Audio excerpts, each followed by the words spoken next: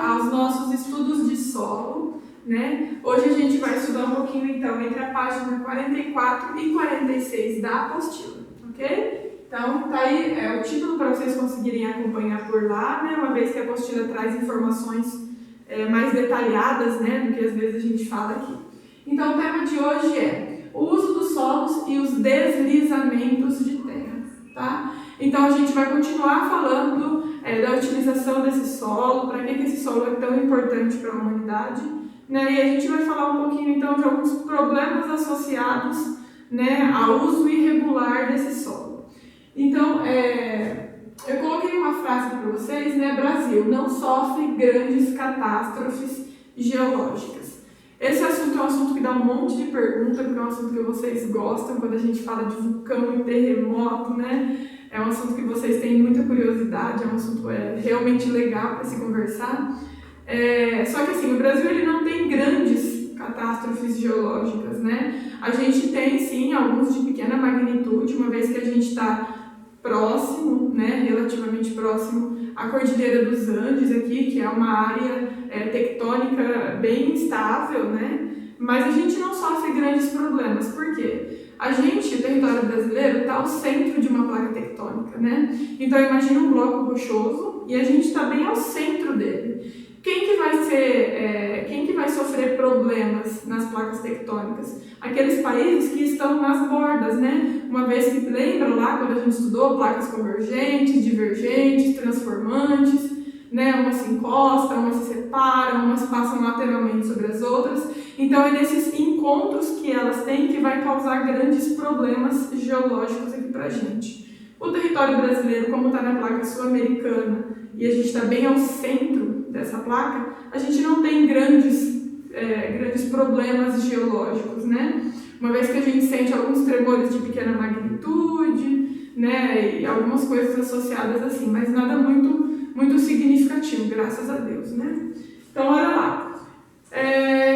Falando um pouquinho, na aula passada, né, a gente falou então sobre a questão do solo, e na aula anterior vocês falaram sobre dinâmica interna e dinâmica externa dos solos, certo? Dinâmica interna, aquelas que ocorrem no interior da Terra, né, causam consequências aqui pra gente, como é o caso de catástrofes geológicas, como vulcão, terremoto, movimento de placas. Agora a gente vai falar um pouquinho de deslizamento de terra, e ele vai entrar na dinâmica externa da Terra, ou seja, que acontece aqui fora, que é onde a gente consegue ver, onde a gente consegue visualizar. Ok? Então, olha lá, dinâmica externa e os deslizamentos de terra. O que é deslizamento de terra? O que é deslizar? Escorregar, descer, certo? Então, eu fiz um desenho para vocês aqui muito elaborado, muito bonito, né, de um morro e uma casa construída bem ao meio desse morro. Né? Então, o que vai causar esse deslizamento de terra? A gente tem uma série de fatores que vão contribuir. Claro que não precisa ser uma junção de todos esses fatores que eu vou falar para acontecer um deslizamento de terra, tá? Um desses fatores já é suficiente para acontecer, mas a gente pode listar vários, né, dentre esses fatores. Então, imagina assim, uma família, né, que constrói uma casa de maneira irregular, uma vez que nesses locais são construções irregulares que são feitas, né? Não são áreas com documentação, né? Tudo oficializado, são áreas de ocupação irregulares. Então, imagina uma casa construída bem nesse ponto do morro, né? O que vai ocasionar? A gente já tem uma ação da gravidade aí, né? Que ela está bem na metade do morro, certo? Já é uma casa construída bem a pensa, certo? A gente está em uma área inclinada, certo? Essa casa está construída literalmente na vértice desse barranco. A gente tem a chuva, imagina, uma grande quantidade de chuva descendo, né? Por esse morro, né? Imagina o movimento, uma vez que a chuva, a água tem uma força muito grande para fazer escavações, né? Então imagina essa quantidade de água descendo por esse morro. A gente tem falta de vegetação. A vegetação é extremamente útil por conta das raízes, certo? Porque as raízes ajudam a segurar o solo, certo? Raízes, grama, todo tipo de vegetação ajuda a segurar esse solo. Quando eu não tenho nenhum tipo de vegetação, esse solo fica exposto, é muito mais fácil vir uma chuva, por exemplo, e levar levar essa terra para baixo, esse solo para baixo, por ação da gravidade. E a gente tem, então, a construções irregulares, tá? Então, aqui é uma série de fatores que vai causar, então, esse deslizamento de terra. Sempre está associado esses deslizamentos à perca de vidas, né? Uma vez que se pega uma chuva muito grande, num período muito curto, né? Essa família realmente não esperava toda aquela situação, a gente tem muitas perdas de vida, a gente tem perdas materiais também, né? Uma vez que, às vezes, tudo que essa família tem está nessa casa, né? Que vai embora junto com o deslizamento. E a gente tem perdas ambientais, né? Uma vez que, por conta do desmatamento e até pelo processo de deslizamento dentro dessa casa, ela vai descer para baixo arrastando muita coisa, né? Então a gente também tem uma perca ambiental, correto? Então aqui é uma série de fatores que vai causar então os deslizamentos de terra, tá?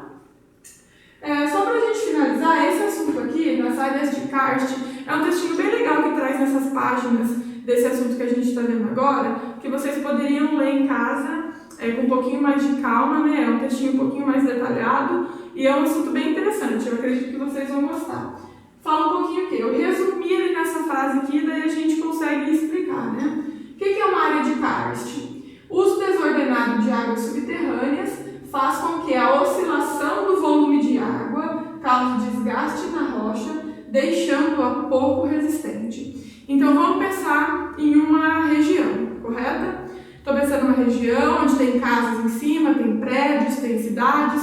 E embaixo dessa região tem uma área com água subterrânea, né? Tem um aquífero, né? E daí, por conta da oscilação do volume de água dentro desse aquífero, tem hora que esse buraco, né, que fica embaixo da terra, onde faz o armazenamento dessa água, tem hora que esse buraco está cheio de água, correto? Ele faz um peso.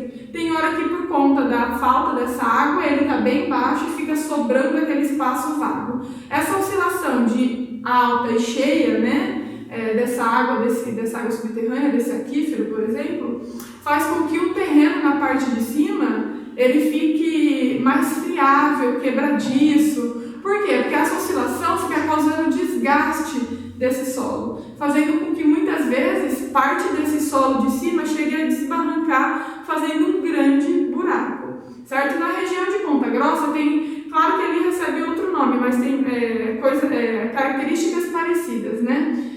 Ali em Ponta Grossa tem o relevo de Furnas, né, que nada mais é do que um bom exemplo para a gente citar aqui no relevo de karst. O que seria isso? É até um ponto turístico, vocês podem visitar, né, tem um elevador que você consegue descer dentro desse vão que foi feito na terra. Por conta da oscilação também das águas subterrâneas, a camada de cima de terra, né, de solo, ficou muito fininha, ao ponto que desmoronou. E daí eles fizeram um mirante, né, em volta, então você consegue visualizar toda a parte de baixo, recoberta com água, né, eles fizeram uma área turística em volta desse fenômeno que aconteceu ali, mas é um bom exemplo de área de karst, né, que seria então essa oscilação da água subterrânea, fazendo com que esse terreno que fique na parte de cima fique bem friável, né, bem quebradiço, ele desmorone e a gente consegue ver realmente aquele buraco,